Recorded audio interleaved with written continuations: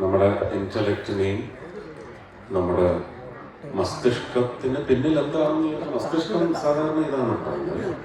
ഇതിന്റെ പിന്നിലിരിക്കുന്ന നമ്മുടെ ജീവിതത്തെ നയിക്കുന്ന ബുദ്ധി, യുക്തി, വിസ്ഡം, ഇതെല്ലാം നമ്മുടെ ജീവിതത്തെ നയിക്കണമെങ്കിൽ ആ ചിന്താ കേന്ദ്രത്തെ മഥിച്ച ഒരു വാചകമാണ്.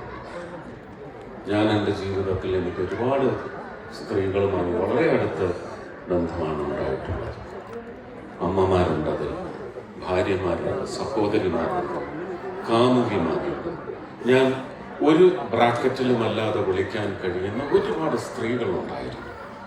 ഒരു പൗരൻ എന്ന നിലയ്ക്ക് ഞാൻ ചിലപ്പോൾ അതിൽ ഒരു നല്ല അംശത്തോടെ അല്ലെങ്കിൽ ഒരു ചെറിയ അംശത്തോടെങ്കിലും എന്തെങ്കിലുമൊക്കെ തെറ്റോ ക്രൗര്യമോ ചിലപ്പോൾ കാട്ടിയിട്ടുണ്ടാവും.